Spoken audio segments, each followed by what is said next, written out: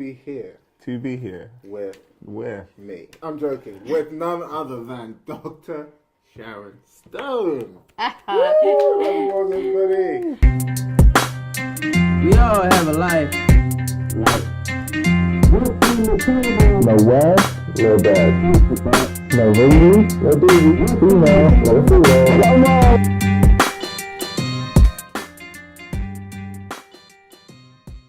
Dr. Sharon, thank you so much for joining us on the table. On the table. On the table. And we are literally on a proper table. different this time. table A different now, table. a wooden table. We're in my brother's house. Yes, we Isn't are. that right? So we are talking, on the table is really about life issues, real things. We share from the heart. Yes, we're people of God, but we want to lay all our cards on the table and be authentic, raw, and genuine. So for those out there who don't know Dr. Sharon Stone, the woman, the myth, the legend, who is she? Sharon is a short little woman that's been around a long time and hears the voice of God very well. And when my life is done, I want others to be able to say she loved just like Jesus did. And where did that take us back? Okay, so this is who you are now. And it's great, and everybody knows you as, you know, I think you're more famous than Sharon Stone, the actress, personally. Yeah. I mean, everywhere I go, it's like, hey, do you know Sharon? Yeah, oh, Sharon Stone, yeah, she gave me a prophecy. She did this, and look at my wife now. I'm making $10 million. I'm waiting for that prophecy still to come my way. But take us back. You've had the prophecy, just not the manifestation. Yeah, we're still, that's deep. That's on the table.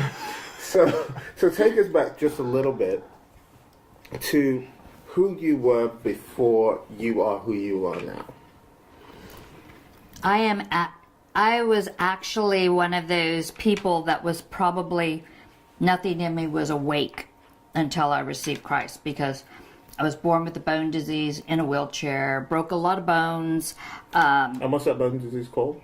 Osteogenesis imperfecti. And I broke over 150 bones in my life, many of them several at a time, could sit wrong and break a bone. And for people who don't know what it means imperfect bones in Latin. Wow. So you were born with imperfect bones? Yes. Is this a rare disease or is it quite common? It was very rare. It took a while for me to be diagnosed as a child, but now I run into other people that have it, where back then you did not. And how did you feel having that kind of, did you ever feel different? Did you were just used to it? It's just a common thing, I guess, or was there ever a point you were like, God, why me? I don't think I ever said that, but I also realized that my family was fairly dysfunctional, and so you had to be kind of strong in yourself rather than to be able to depend on others around about you for strength. And I really resisted getting to know God, because people would go, oh, you precious, sweet little thing. God must really love you. You must be special that God would do this to you. And I thought, wow, you know, that's not a safe God that I want to be around. Right. And so right from an early age, even though my mom was going to church and you have to go where other people take you when you're in a wheelchair, that I made a decision, no, didn't want to get close to him, because if this is what he does when he loves me, I don't want him to get to know me any better than what he does at the time.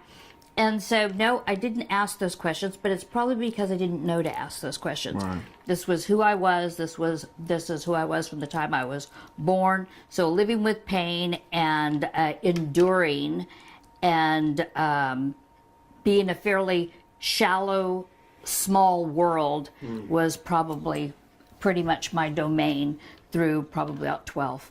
Wow. See, I remember when I was young, I had a bone thing as well, but mine was rickets. And nobody knew what it was in Nigeria. They just thought, his legs are like boomerangs. So and so when we came to the UK and it got diagnosed, there was this feeling of peace that came with, actually there's a diagnosis. Finally there's something that we can pin something to. And they found out it was just a lack of vitamin D, which especially Africans need. My brother during that time was extremely jealous because I got this All the attention. it was always absorbed on me because I had these poles going to my legs, and then these. It was really.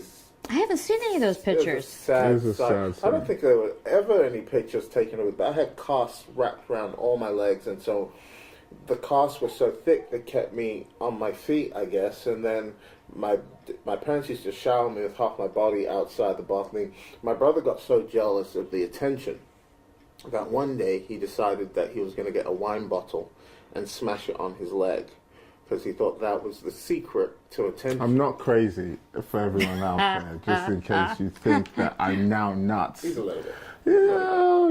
Yeah. You know, there's this natural thing with twins where it's an inborn, a little bit of competition anyway. Yeah. And so, It's in him.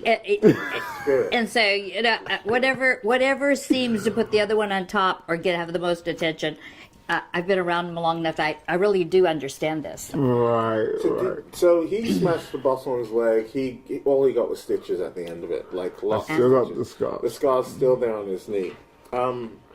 Did you find that there was a lot more attention on you because you were incapacitated? I have a brother, and my brother went through something very similar.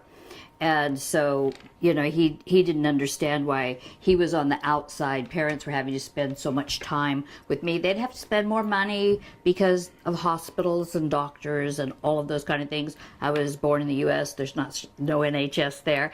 And so all of those kind of things, a holiday would be planned and then it would be canceled because I broke something again, or they had to use the finances. And so my brother went through that. And it's actually a miracle he doesn't resent me. But he resented being pushed out, is what he felt like. So tell us about. Can I Sharon. ask a question? Is that okay? Is this? No. See, this competition. Right there. Definitely. So my question is, now you're extremely prophetic. Back then, did you know that there was something different about you? Did you have was there certain, you know, some people think prophets are born that way. I mean, it probably is true, prophets are born. But were there any early signs, even before you knew God, that there's something different about me? Absolutely. I actually started being trained to hear the voice of God by the Spirit of God about 3 years old. And so, you know, it was at the time. I'm not special. And I was not saved either, you know, but he began to train me and, you know, very much. Did you know it was the Spirit of God at 3? No, but I had an inkling. Okay. I had an inkling, but not a knowing. Okay. Even at that age. So, tell us about. So can I tell you what it looks like? Yeah. Please. At 3 years old, I would go to bed, and again, my house wasn't a real safe house to live in. But I would go to bed, and about the time I go to bed every night, there would be this lion that would come and would walk back and forth in front of my bedroom door, and it would open its mouth, and you couldn't hear any noise, but it looked like it was roaring into the were you afraid? darkness. No, it was there Did you go protecting in- me from did what you- would. Did you go into a wardrobe? No, it was. Sorry.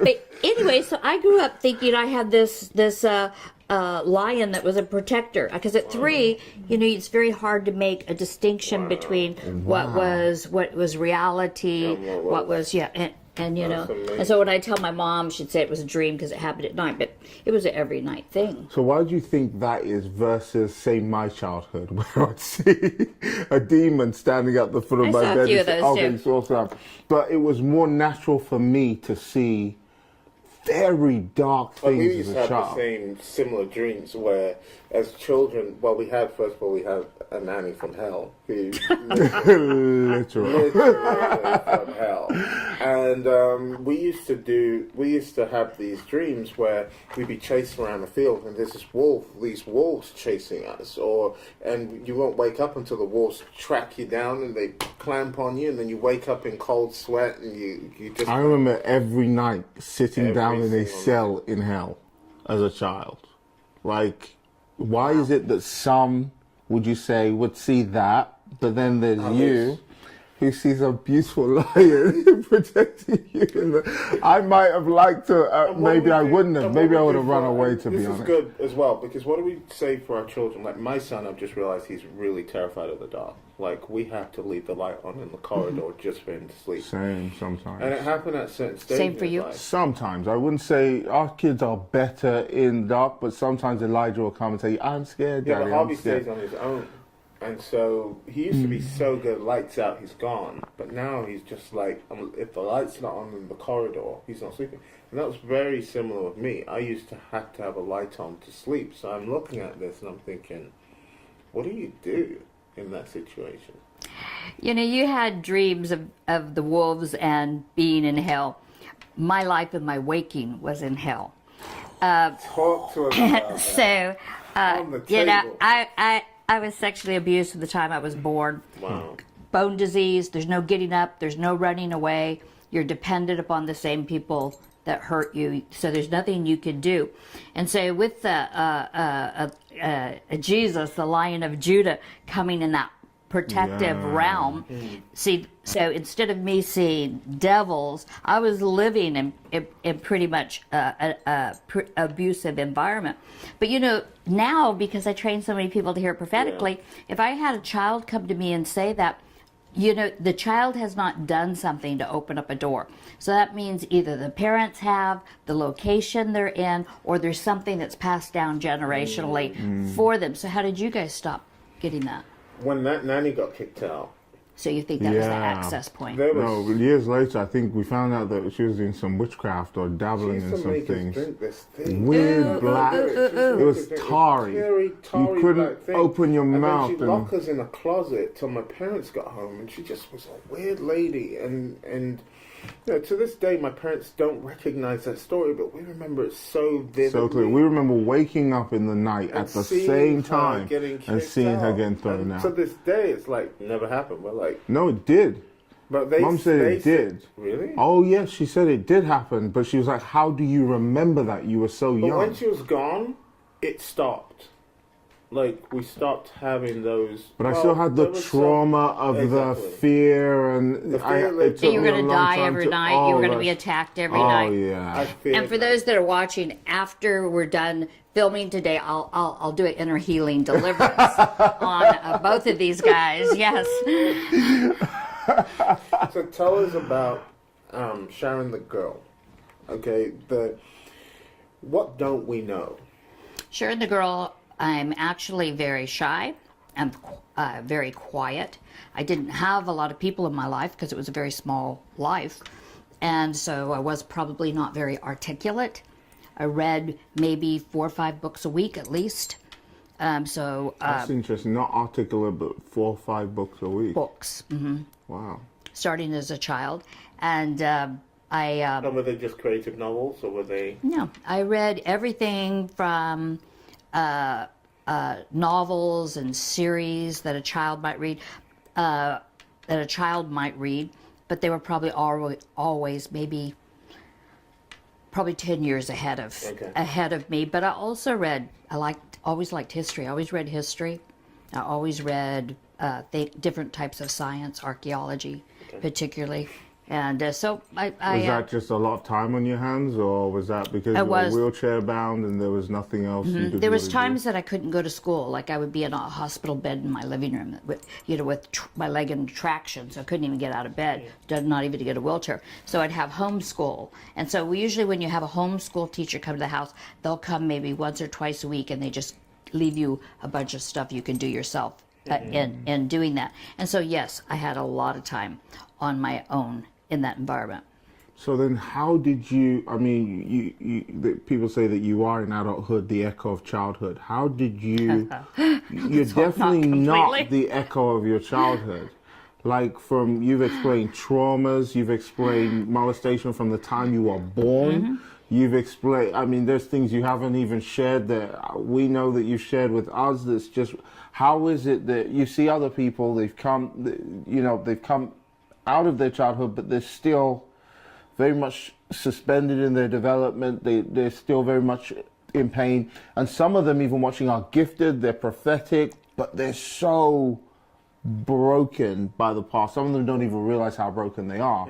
How did you get to from this place? Was there a point of healing? God showed up and everything cleared up? Was it very much a long process of God delivering you? And then what was like your biggest deliverance, your biggest battle to overcome?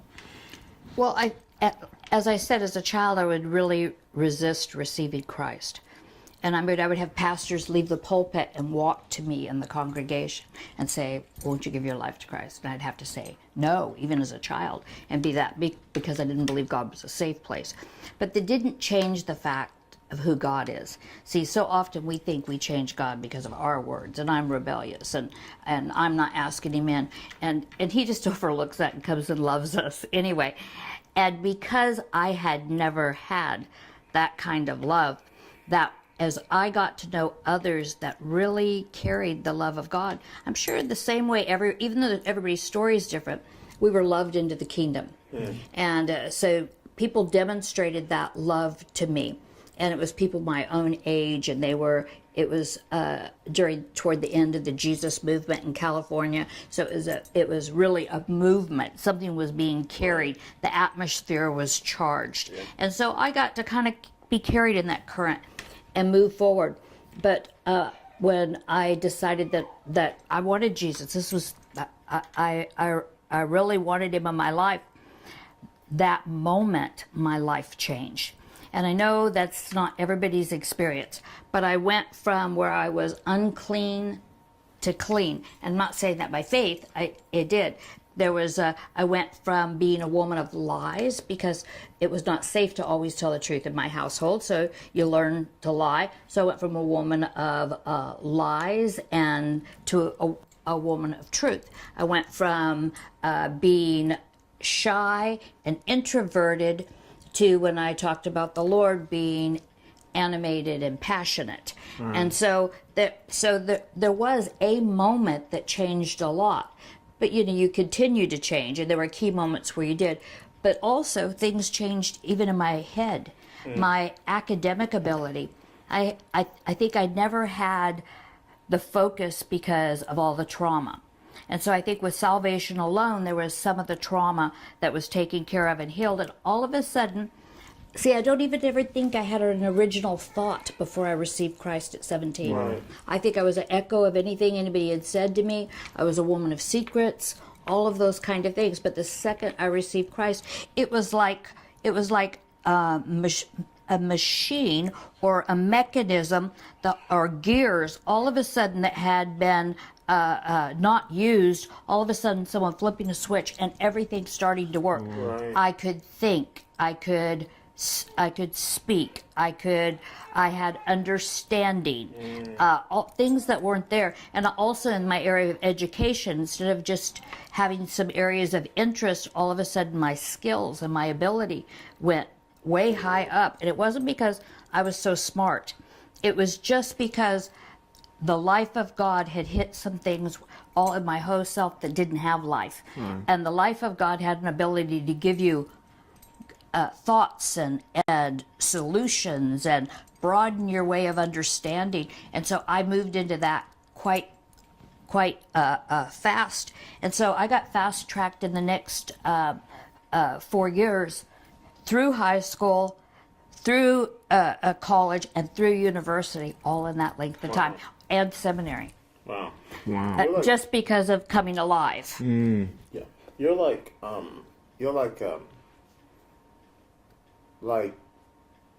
I want to try and take this moment to humanize you, because you are everybody's hero, and everybody we sit down with, it's like I do counseling sessions for people on how they're going to meet you. Like, I have to, what do I do? Like, what do I say? And she looks at me and she can look right through me like, what do I do? And so we do like, okay, just calm down. And just going to meet her. And she's a real nice person. I was like, oh, but I'm just good. So I want this on the table to ask you some questions you probably don't get asked. So, like, what's the if you could think back to your childhood, we'll move on from childhood segment in a minute. What's like the craziest thing you ever did? The craziest thing I ever did. because the way my bone disease worked, I could go for a few months with nothing broken, and so I would be up and I'd be walking, and then all of a sudden I would be broken again. So during those times, it was like freedom. I jumped off cliffs into the river. You didn't. What do you call with the kite and you fly? What parasail? Paragliding? Yeah, I would paraglide. I would paraglided with my fixed boat. Yeah. And any of these things could have broken me up, but it was like trying to make up for lost time, and having that area of freedom. And because I think my parents felt so bad that I was limited, they didn't have any boundaries when you could be up and you could be moving around. And so things I'm certainly not proud of. I hitchhiked across the country one time, and I did. Where were you going? Safely? Yeah. All the way through? No crazies? Well, I ran into a few crazies. Any truckers? I ran into a few crazies, but sometimes you just got to be crazy with the crazies, and they go, "Ooh, we don't, we don't want to touch them." But I don't think it was the fact that I was going somewhere. Yeah. I think I was. This is pre-Jesus in my life. Yeah. So what I was doing was I was looking for liberty. I was looking for freedom. I was looking for something that wasn't controlled or contained. I was Did looking. You find it? Not until I found Jesus. So you hitchhiked across the country. How many days? I don't tell that in my testimony. That is I don't want my kids to know that. Or my grandkids. I don't want them to know. Okay, how many days were you hitchhiking for? Not as many as I thought I was going to be. Probably about 10. 10 what? Days. 10 days? Mm-hmm. You were hitchhiking? So wow. And you were just seeing sights, or were you dropping off to party and just... Maybe... No, I wasn't a tourist. Okay,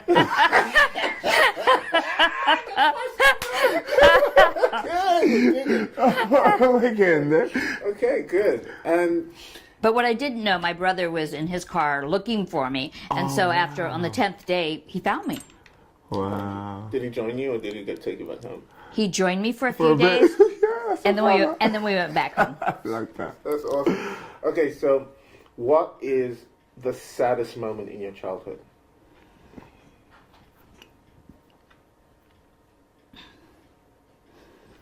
I think when you have lived in a lot of trauma, your emotions aren't the full gambit of emotions. They're actually quite limited and maybe a little stoic.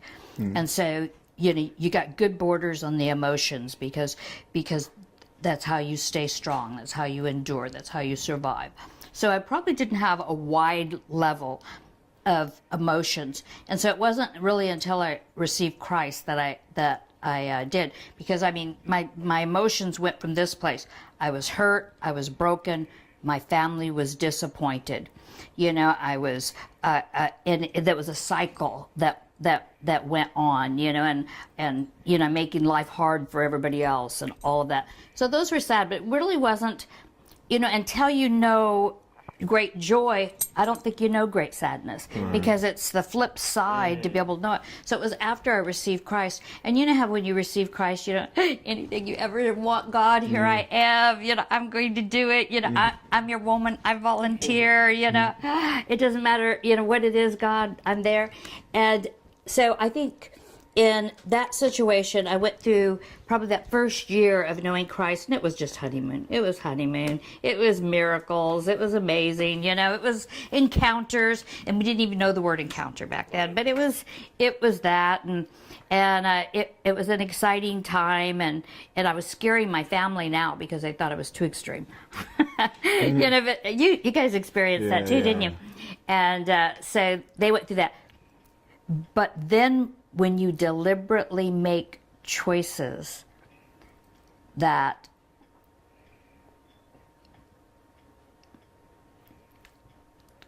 cause you to renege and take your vows back that you said to God, that to me, that was so painful and so sad. And because I didn't know a lot, a year after I came to know the Lord, I had a time that was just, I didn't understand depression. I'd go to school and it was just heavy.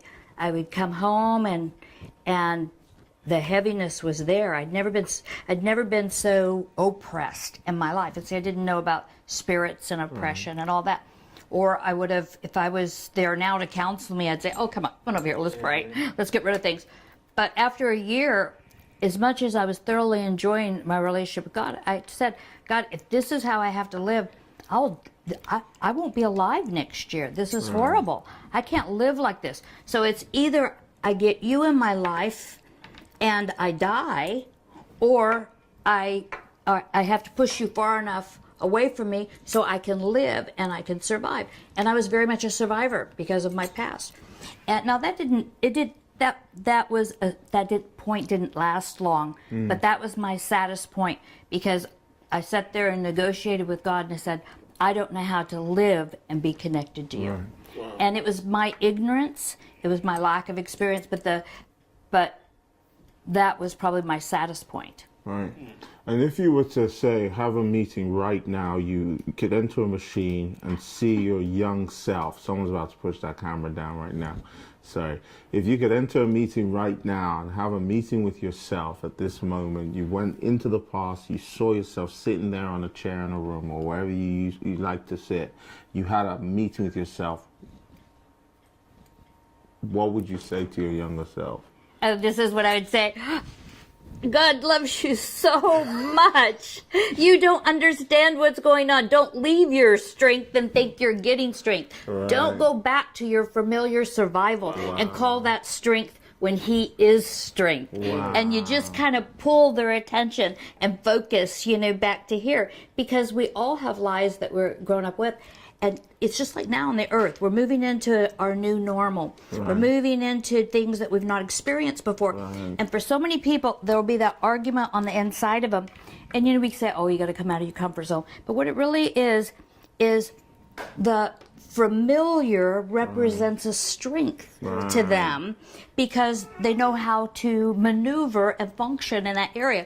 When you ask them to move into the new, it's like stepping off a cliff. Right. And so in some ways, I guess I had got to that point. Right. But, down the line, like when you trade in a car. You drive in your one car and you go, whew, get rid of that one. Now I'm going to drive out with a new one. I had to drive in with my old strength, my ability to survive, my ability to turn my emotions off.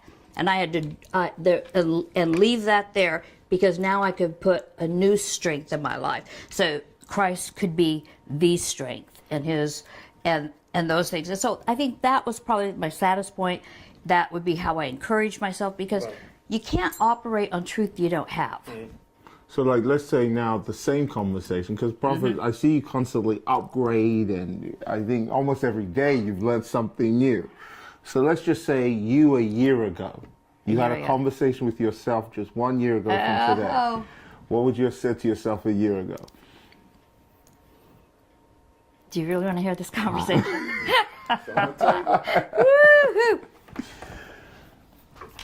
A year ago.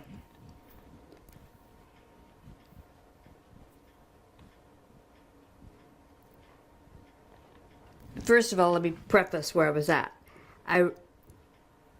Probably about 7 years ago, I realized I didn't care so much about platforms. I didn't care about being in the who's who. I didn't care about a lot of those things that people measure success by, because my life had been different anyway. You don't compare yourself to others in the same way when your life is quite different. And so I had hit another point like that last year about this time, and I realized really the only thing that I care about, Lord, is serving you, and I believe I have something to offer the next generation that isn't asking them to fit into our model. And so I would talk to myself then, because I would talk to myself. I'm one of those people that talks to myself, but I would say, you're on the right track, Sharon. It's okay. you don't have to have success the way other people want it, though you can because you have all the invitations. You don't have to do it that way. You're not avoiding anything. There's a higher call here. There's a legacy thing, and I put a special Sharon, God's put a special anointing in you to raise prophets to the nations who have great visibility. And see, I didn't even know that probably a year ago. I was already doing it, but I couldn't have articulated that. And so all I would have said to myself was I would have clarified it, because so much of our steps forward is we're just moving because it feels like the right thing to do. We don't always have the clarity. And so back then I was making some decisions that looked like bad decisions to other people. And so I would have just said to myself, you're on the right track. This is a good thing. This is a God thing. And other people are going to go through it too. You just get to be a forerunner in this. So just keep going. God's happy with you. You're going to get happy with yourself. Wow. Okay, guys, we're going to go on a break real quick. When we come back, we're going to talk about the generational thing, and even share how we met. Not Sharon, and I think I may tell them some secrets about how I met you. I think you should. We'll be right back after this announcement. Welcome to Rig Nation. To register for Rig Soap Online, simply open up your browser and go to rigeurope.org. Once the website populates, click on Rig Online. While there, it will prompt you to create a username and password. Be sure to memorize this because this is what you will use to log into the website in the future.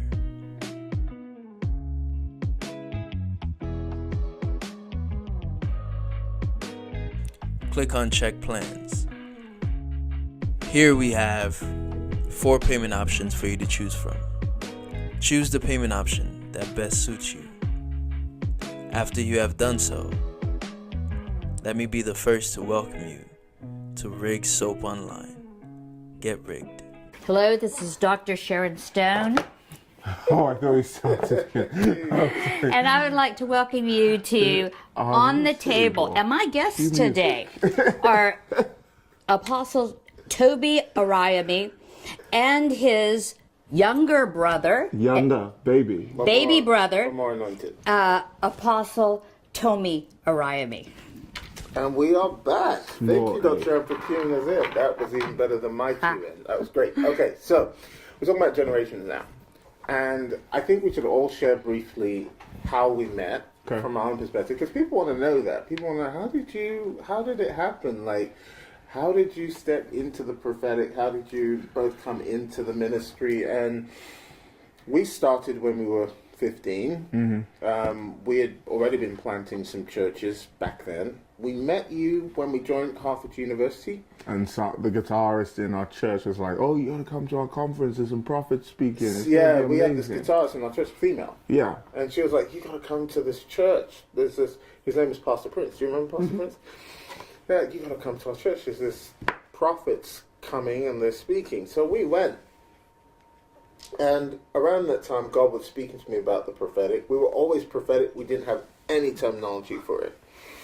And so people used to call us the psychic twins, unfortunately. And they say, "Oh, these guys, they read your mind. Stay away from them. They're the psychic twins." And our dress code didn't help either back then. Oh, we used to wear like we should show pictures, like full on frocks all the way to the ground. We were like we looked like a white garment, like a celestial church, but we weren't. We were fully like not. We were just trying to be deep, be Elijah. Yeah. We thought the end times was here. The Antichrist is obviously in Italy, so we got things to do. And I used to do my Benny Hinn thing where. My brother, he would flip because he loved Benny Hinn so much. He would flip his suit up because he couldn't afford the Benny Hinn suit, and then he would pin it with a brooch, and then he would preach, turn the music up. It was so embarrassing. And then he went through a Bishop Eddie Long phase where we'd be like, "What's this? What's this? What's this?" It's very true, and thank God there's no footage. But anyway, so, I think we can find it. no, we can't find it. It's gone. So then, I heard there's some rapper footage out there somewhere. I haven't dear seen that one Jesus. yet Yeah, either. we don't talk about that anymore. I mean, it's under the blood. that's But under the table. That's under the table. So we went to this meeting. First night, there was a woman called Denise Bates from New York. Do you know her? She was there first night. Oh, she And so was good, she was yeah. fired. She was like red on African now. American. And then all of a sudden, the only people in the room, she stood up was me and Toby. And she was like, Wow. you two stand up. And she's prophesying over us about wealth, Business about and wealth and all this and stuff. I mean, stuff we're media doing now, and yeah. Stuff we're doing right now. So we're like, wow. Cool. And everyone's come to us at the end like, who are you two? That's amazing. Great work. And we're like, yeah, great. Came home next day, we're like, of course we're coming back. It was Cindy Trim. Cindy Trim prophesies over Tobi and Tomi. Stand up, you two. Business. business. Well, things are Throws coming. a blanket at our head. Throws a blanket on our head. You know, that's all that. And it was like, second night, even Pastor Prince was like, What an you guys are getting prophesied over again and again. Yeah. Third night, we come because we're like magnets for the prophetic right now. And We're like, Dr. Shan this says is great. nada. And Dr. Shan, what? She didn't say anything. To me, it wasn't first night. Oh, second So night. actually, I went home that evening, and I'm on my horse because I heard that, you know, Dr. Shan's like the Don. She's the I chief. never heard of that shit. I heard like you Until I want went on Dr. Google. Sharon to prophesy. So I'm there crying, God, please give me a word, give me a word. And I had some weird witchy experience middle of the night, that night. Then after that was dealt with, I remember having this dream. In this dream, you're with Greg on stage, and you're about to prophesy, but Greg got this massive bowl of oil, and he's supposed to spray it over people, and then he said, no, Greg, my brother does a better impression of you. He might do it later. He says, Oh, well, I like the impression. Let me see it. Let me see it. On the table. Jennifer LeClaire told me I have got to see this impression. Yes. Yes.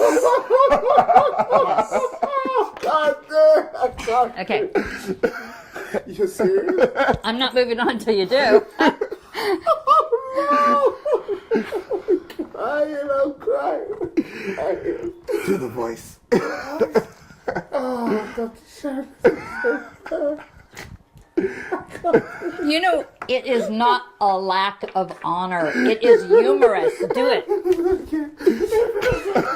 I feel like I'm going to hell.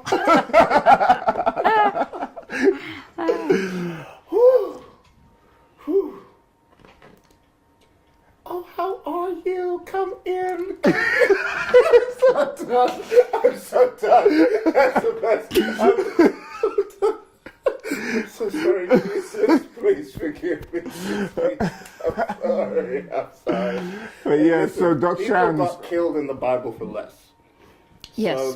So I don't want to say anything to the prophet because I've seen bears come out and kill people for less.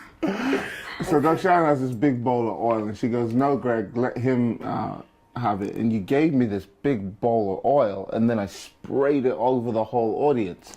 So the next day, I remember you there, and I remember the message still. It was about breakthrough, about Perez. All I remember thinking when I saw you, I was like, she's so tiny. Like, and yet she's so big. Yeah. It was like, you... Somebody gave you a box to stay. I'm sorry.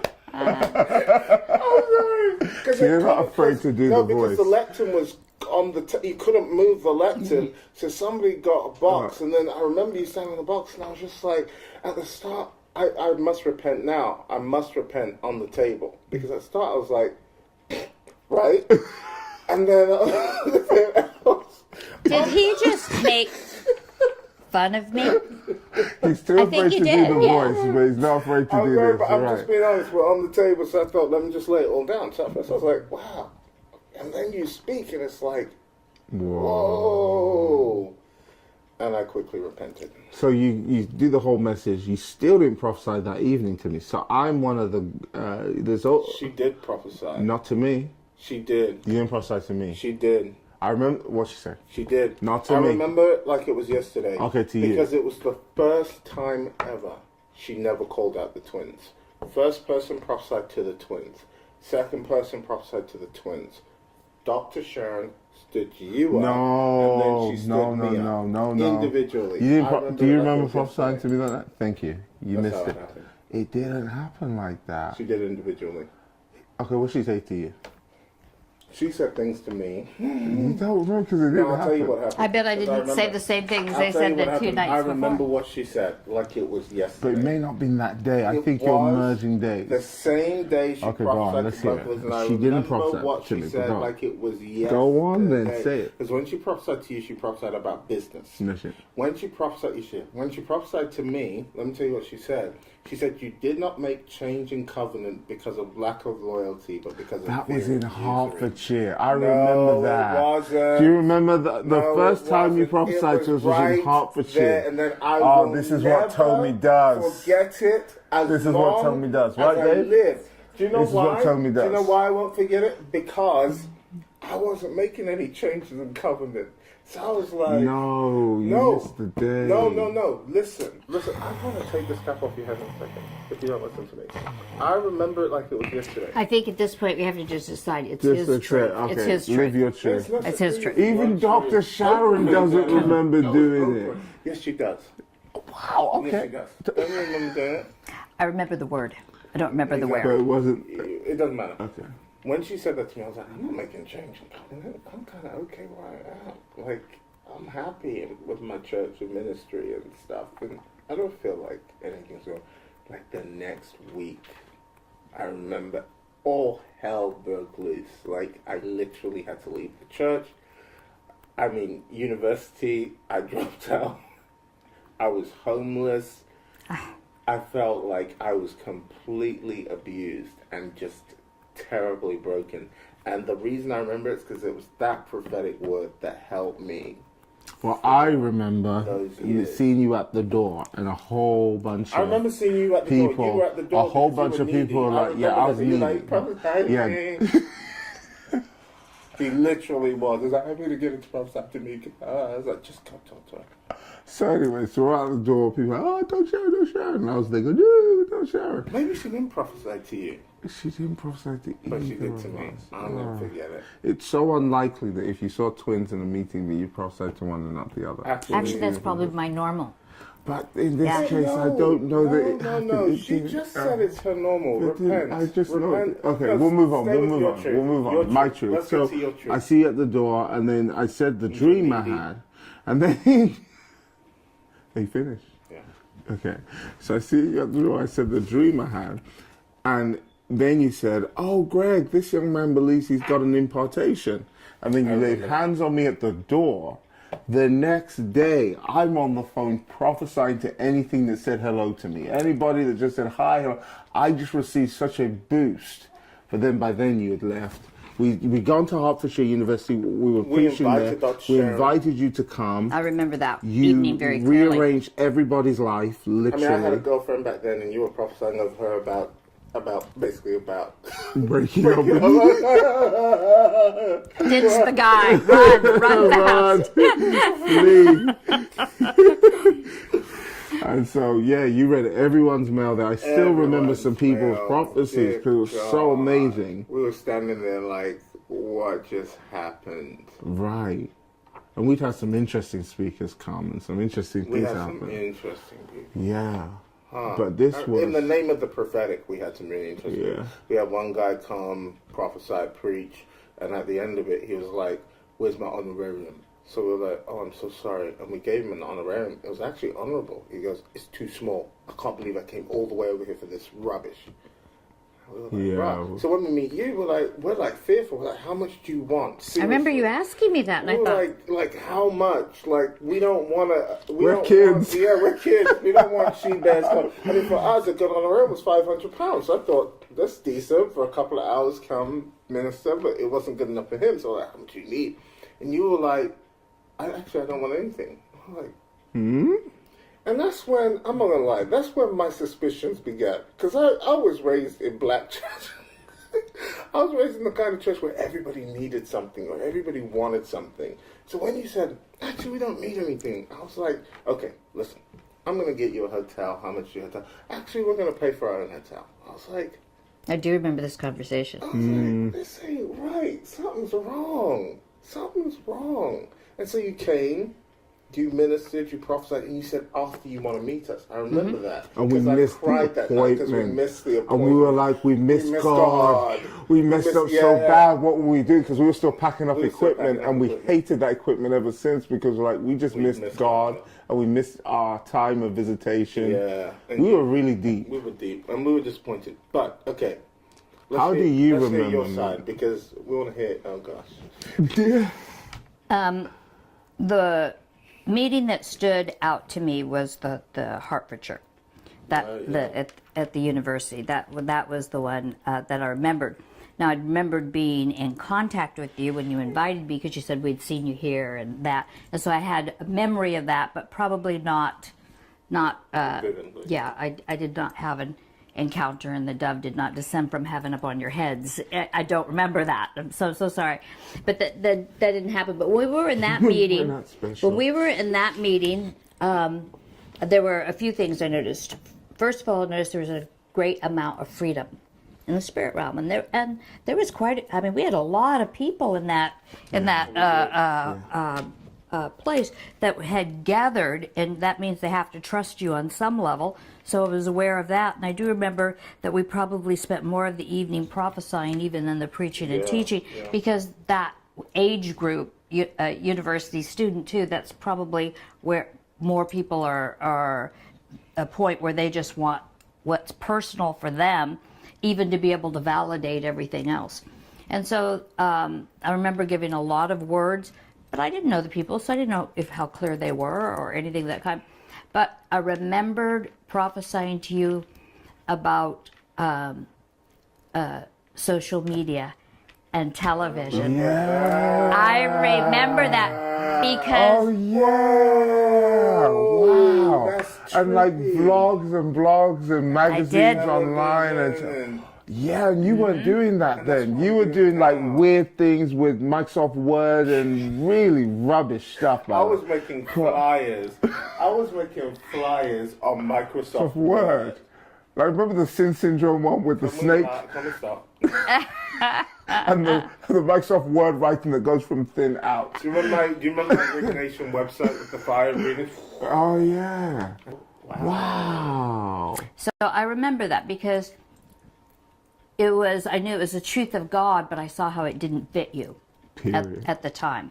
But I realized that what God was doing was God was connecting you to your future, even by saying that. And so that really caused me to... if you heard that a few years later before university, you would have studied law. Studying law, and only because Daddy said so. I remember telling my dad, "Hey," he's like, "What do you want to be?" I said, "Dad, I want to be a rapper." He said, "Lawyer." Like there was no Rap what? Presents? Yeah, exactly. There was no chill. There was just you do law, medicine, whatever. Engineering. So I had zero identity when I was in university, other than the pastor or the overseer of all these churches that we had set up, and they were just set up as part of what we felt was our hardwiring and who we were.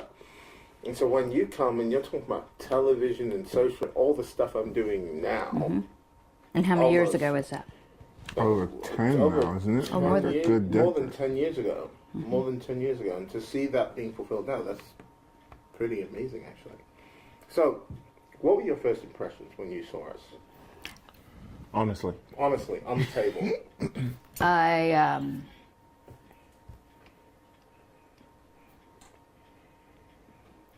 I recognized that there was a disconnect. And part of the disconnect was, I'm sure that the way you treated me was very honorable and very, very well. But I'm not sure how real it was. And so even you said on the table. Get that out of here. Your ministry was real. The relationships around you were. But even when you started talking about the finances and all that, behind that, yes, there was a young man that needed to prove himself. it's okay. And You're still a man. absolutely. But I also saw that you were doing that in a way because you wanted the approval from what you did, and when we're talking about generations, you know me well now. The approval does not come from what you do and works and all of that. It is a true thing. But I realized you did, as much as you loved the prophetic, and you could tell you were just aligning with the prophetic because that was in you. You could also tell that relationally there was a disconnect from leaders, and I felt honored, but I did not feel trusted. By you. Yeah, that's true. No, it's true. Like, And you kind of stood off a little bit. How? Whoa. Yes. I was sick for a moment. I was like, No. You were letting him do the talking, even when he was there, and you kind of did that. But there was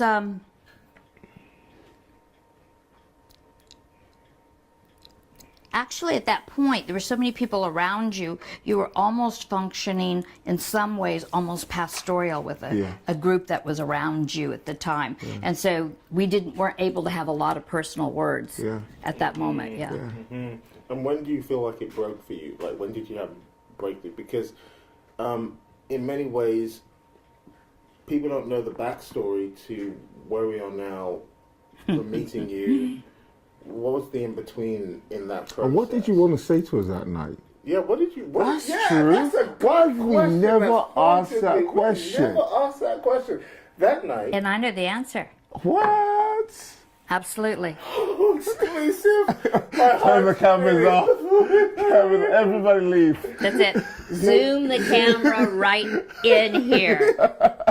This is a word that has been delayed for 10 years. No way. This is about to happen. Hold hand. Seriously. Moist. Move your hands. Seriously. Okay. It was not about a prophetic word. When I said, let's go out and spend some time together, I didn't want there to be ministry without relationship. And I wanted time to know you, and I wanted you to not react to me, but just to know me. That was what it was all about. Why you didn't love me, Daddy? Oh. That's precious. Wow. I'm using my words. Don't do it there. It sounds like you know. Okay. Oh dear Lord. Oh dear God. Okay. Wow. Mm-hmm. Okay, so, composure. But why would you want to have a relationship? Why did you see that as Why us? why a worthwhile investment to have that relationship? Because you could just skip by. You could just, okay, I had that great meeting and we impacted and went home. Why would you want to? I mean, you've had those. You've been to places where you've just done what you call blessing, being a blessing, and you go. So why Tobi and Tomi? I'd like to back up for just a moment and say, why Sharon? First of all, I am very much a builder. Yeah. I don't believe in throwing ministry at people and going home and driving through McDonald's and making your exit. That what you do is on the platform and then you exit. I saw the hunger of the prophetic in you, but I saw the prophetic and the apostolic on the both of you. And, I didn't know how developed that was or not. I didn't have an opportunity to find that out. And I think it is normal if someone's a builder to be drawn to those that are teachable, hungry for what a like anointing, or you recognize the same tribe. So at that point, I am one of those people that put out a few breadcrumbs to see if you come. I'm not one that pursues people. No, you're not. I'm not one that says, join my ministry. I'm not one that promises you things or that. I really believe if God's going to put some people together and they're going to journey together, that's almost like a marriage. There's a covenant. You're going to walk through good times. You're going to walk through hard times. You're going to believe the best by choice of one another. You're going to, part of their success and your success is connected and joined together. And so what I'm really saying is, I feel like I understand relationships. Doesn't mean I'm the best at it, but I understand relationships. So at that point, I thought, okay, God, let's pursue relationships and see where this goes. So you spoke about good times and hard times. What were, from your perspective, some of the hardest times individually? Because with us, Start with this one, please. Because I can. We all know who the hard. I think your hardest area was, I think you spent the first 2 years not believing a word that came out of my mouth, Not unless it was a prophecy. not one. Do you know what it was? It was the fact that it couldn't be true. You know, we come to your house. We go home. We can hear you smiling. It's true. Literally smiling. It's like I've seen you at your best times and your worst times. Even at your lowest point, you're still smiling through the tears. And it just felt like I always wanted to know why, and you never had a why. And that, for me, was a challenge. It was because everybody's had a why. Even the people who didn't have a why, their why came out eventually. It was, that was it. They just wanted time to get another person to do their thing. But you never had a why, and it bugged me. And especially because we were predominantly raised by African-centric family, African-centric parents, African-centric church. The authoritarian thing became our normal. And so when we're in your house, right, and we're sitting down, and you say, hey, would you guys like a cup of tea? Yeah. Let's go get it. Come on, kitchen. You're like, no, sit there, I'll get it. We're waiting for my mum to come and slap us round the back of the head for sitting down whilst you're in the kitchen getting us coffees and teas. That was weird to me. And I remember still the day I decided to abort early and just say, I am gone. Like, I don't think I can do this anymore. And Taima and I were married now, and we were ready to go to LA. And the crazy thing, bro, listen to this. Dr. Sharon was helping us move whilst I just didn't understand that. And she was like, okay, let me help you get this, And she was upset, but she was still helping us. And I didn't get it. I think, and it's not because I think this is a greatness area in me. I think it's an attribute of God to see the bigger picture. And I think it's a characteristic of prophets to want to see what God sees. And so if you are carrying your own personal agenda, now you're asking God to agree with you rather than as a prophet for you to agree with God.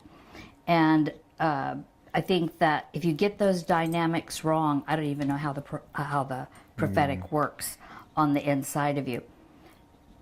But I didn't have a personal agenda. I really did not. If there was any agenda, it was at all is pouring this man and put a table in front of him and see what he eats. You know, that was really what it was. And I trusted the God in you. I trusted the God in you. Wherever you went, you'd end up where you needed to be and where God had for you. But I also believe the prophetic. I'm not going to spew the prophetic and not believe it. And when you prophesy over people, you get to see the greatness of God in people. And you get to see the potential of people. If you're a prophet and you're saying those things, but you don't believe those things, that's, to me, that would be not. I believe those things I'd heard the Spirit of God say about you, and so It wasn't, and yes,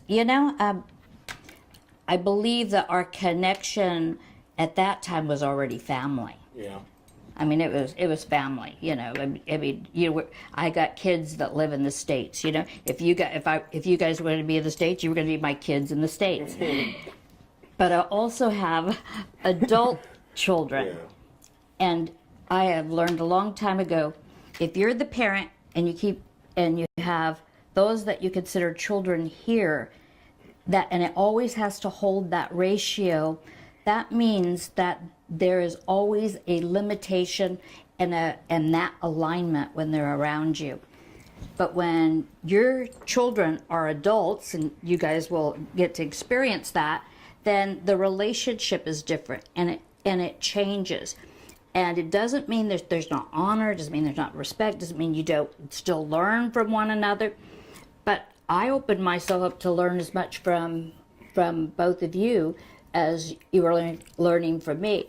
And so, yes, I smiled through a few tears there. But I have to also say, the pain that was going on the inside of you, I think it was the desperation to make something happen now, that I was probably more aware of that pain on the inside of you than I was where you were going to end up. And Tobi? Oh, my. Get him good. First of all, they may look alike. They may buy the same clothes. They may both have hats on and round glasses as well. But there's some very distinct differences between them. And I never did consider them a unit. That was, and I don't think the Spirit of the Lord get me. There was no overlap, even in prophetic words or sense of direction. That was not there. And I think that was a God thing, because, I remember the day that there was more intimacy between the two of you than you two and your own wives. Not in that way. Not in that way. But it was because it's because there was that life connection and that twin thing going, and you two against the world for a while, you two pioneering ministry for a while. There was all of that. And so it was distinct.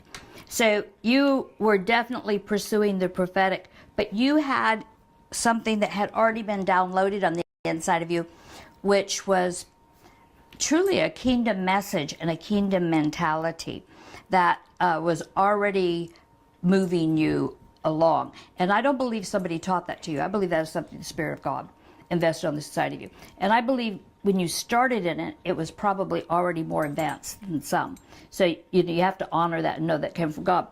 When I was around Tobi, this was a man that wanted to do things so right that if he wasn't careful, he would repeat the same models that he had seen. And so as the Spirit of God was wooing you into more, you had your own internal struggle with, do I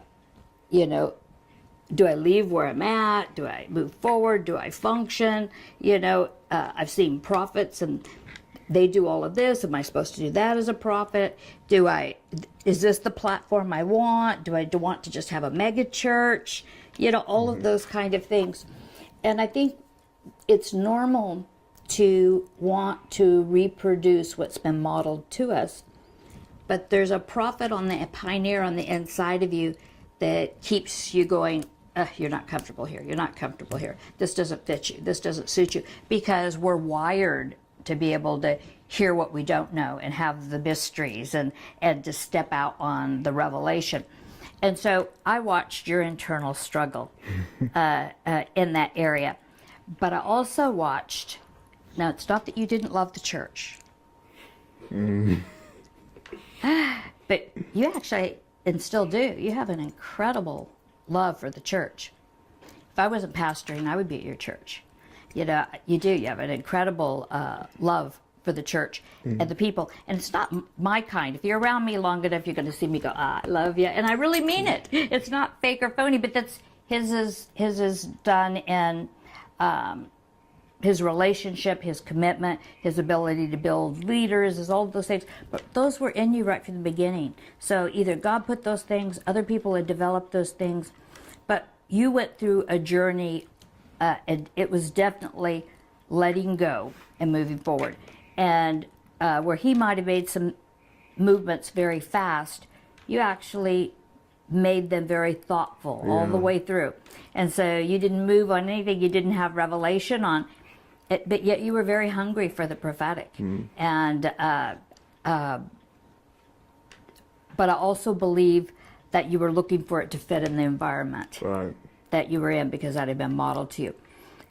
And I just felt like all along that you were like a big fish in a small fishbowl, and that, you know, it would only be a matter of time till, you know, you burst that bowl, and that I really didn't need to do anything to do, because you had fathers in the Lord, you had those that were trusting you, those that were giving you platform, but at the same time, there was something on the inside of you that had a bit of an orphan spirit.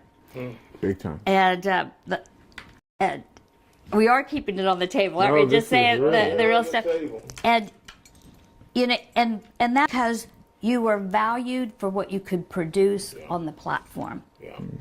Once you'd stepped off the platform, it was all over. You know, and so it made the gift and the call of God something you could put on and you could take off. And you could put on and you could take off, rather than it just being who you are day and night, 24/7. And I watched you work through it, and you did it well. You did it well. And I watched you. You didn't come and ask for help or anything. I watched you strip yourself of some religious robes. You did. I watched you trade in the things that you thought you wanted for what you didn't even know yet. Right. You know, and so that was Peter out there on the water for a while. You always had vision. You always had follow through. That wasn't an issue. I think the issue was you build after the pattern that God gives you on the mountain, and the fresh stuff. And that was you have been that thoroughly and all the way through. That's who you are, and you still do that. You can build according to what God puts in your heart. And once you found that out, you know, you can build quickly, you can build successfully, you can build in people, you can build business, you can build church, and you've done it very well. But it took a while to get out of that, so you didn't model what somebody else had. So was that the first things? Yes. Yeah. But what I also saw was quite different on the inside of you. You definitely had that strong call to business and those other things. But I'll tell you, there's still going to be a day you're going to stand in stadiums in the world, and people are going to see miracles and healings. And there's going to be, you know, numbers that we can't count coming to know the Lord.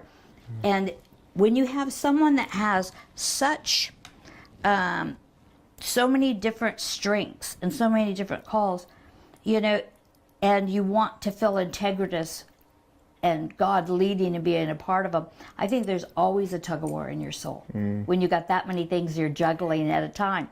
And I think you're doing it incredibly well. I don't think I could do it as well as you're doing it.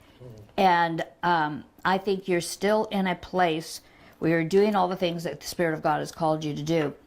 But I believe that the things that God has for you are so much bigger than the things that you're touching now. And I saw them then, and I realized that you were a Samuel. You had to wait till you knew that you knew that you knew the voice of God. That's what He was calling you to. Nobody could persuade you, because there was nothing else that your spirit knew how to grab a hold of at that point. So that was the you I knew back then. Wow. You just got a prophetic. I've prophesied that over him before. Okay, so let's close with this, because we're in closing time now. We're going to give you one word, and you're going to tell us the first thing that comes to mind. Okay. Okay? Got it. Okay, here we go.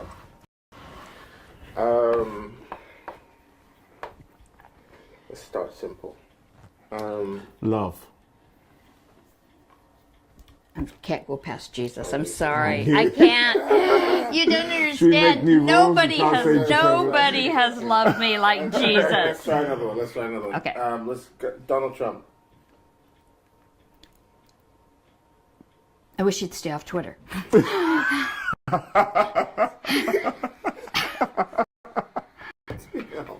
Okay. Sorry, that wasn't one word. Yeah, that's fine. Say sentence or Kingdom. Home. America.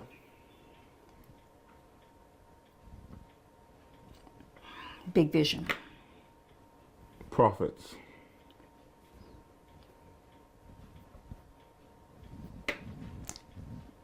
I didn't know any of this. I think there's a separation right now. So it's, to me, the first thing that would come out of my mouth right now is the prophets are their Gideon waterhole. And those that want to be hirelings and want to use their revelation to take an offering, you just keep drinking and go home and be fearful and take care of yourself. Or if you're going to say prophets, then go ahead and just, realize that you get to be a part of the battle, you get to be a part of the victory, but this is what you're made for. Wow. And I know that's not one word, but it's it's a dilemma I wake up with in the morning. Nations. Oh, nations, they're shifting. Brexit. You know my word, which was, that it was a God-ordained course correction for the nation. But now when you say Brexit, Brexit means this. There is hope for all the shaking that the nations are going through right now. And we may have had our Brexit and it looked one way, but hold on, nations. You're in a shaking that's going to realign you as well. China. China, we got to have exposure. We have to have exposure of the secret agendas. We have to have exposure of the human right abuses. We have to have government challenged. We can't have people disappear and nobody knows where they're at. Those things can't be. I think the shaking that's going on in the nations right now, part of that is it's meant to shake some of these people. What would be done in centuries in China, I believe the great shaking that's going on right now can shake China, and it can shake their type of leadership loose. So that's Christian feminist. Is there such a thing? No, she just did not exist. So finished. Love that answer. Okay. Wow. No, don't answer it. It's perfect. Don't let. It was beautiful. It was beautiful. Execution, perfect. What else did I want to say? Next generation. Hope. Wow. Nigeria. Change. Nigeria is a great nation, always is a great nation, is a wealthy nation, is a nation that's always got a great entrepreneur spirit, great churches, some of the best preachers are coming out of that nation, and yet God loves that nation so much. There's great change coming to the nation, and we want to aim it at the government and the corruption. But I'll tell you what, I think if God's going to touch the government and the corruption, He has to shake the church. And if we can be authoritarian and manipulative from the pulpits, even though it's a style, then that's what we get in our leaders. Wow. And so there is a great shaking going on right now. Warning. A warning right now. The oppression that we're currently under with the virus, it's going to be over. It will be gone. All of that is, hopefully it won't be a memory and you'll try to go back to what it is. But listen to this, church, you are going to be under that oppression on some level, whether it's economic or whether it is this virus, until you connect to the harvest movement that the Spirit of God has had. This is a fast track for the church. It's not optional anymore. And you could stand up right now and receive an evangelistic mantle that God has for you, because we're all being clothed, not taking away who we are or what our entrustments are, but all of us have got to add that mantle upon us because we're meant to function differently and see differently. Awesome. We're in closing now. Sharon, how can people find out about you? Where can they find you on social media? What are you doing next? Talk to this camera. He's not going to like my answer because this is what he is just absolutely so good about. On the contact box, write him and ask him. It appears beneath this video. You know, that is so true. But you know, we're on the table. That means that there's areas of authenticity. So if you're listening to this at all, that means that even in the realm of jokes and ease of relationships, because we know one another and we love one another, it means that there's something on the inside of you that is pulled toward you want to see more revelation come out of yourself. And you've felt a couple examples here. You felt someone that was trapped a little bit in fear and not trusting people. You saw someone that was trapped a little bit in model and just needed God to keep giving him more revelation so he could move out of it. And now these are some of the greatest men I know, and I learn from them all the time. So what I want to say to you is this. Everybody, if you're going to move forward, that means you're leaving something. Everybody. And so if you get more concerned with what you're leaving into what you're moving toward, you will always get stuck somewhere in the middle. And so I just speak it just such a grace of God on you that you will have the desire and the hunger for what you're created to be and the clarity of hearing God's voice, not for a platform, but for an influence to do your part in changing the world.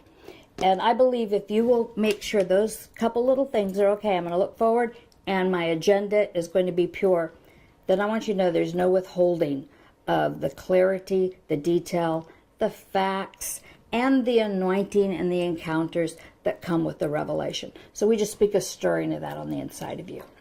Thank you so much, guys. You can find Dr. Sharon on her Facebook page at Prophet Sharon Stone. Also on Instagram, Prophet Sharon Stone. You can find her there as well.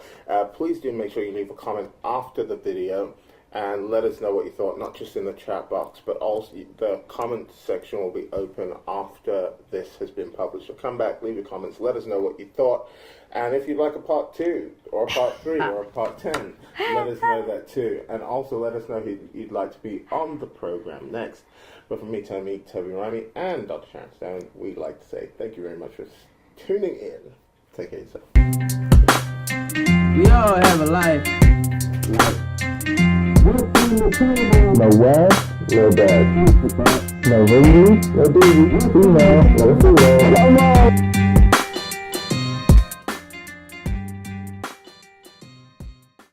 Thank you so much for watching this video. We really do hope that you enjoyed it. Now, do not forget to subscribe to this channel. All you have to do is press that red button down below and make sure you click the notification button so you're notified every single time we post a brand new video. And one more thing, check out the link in the description box below and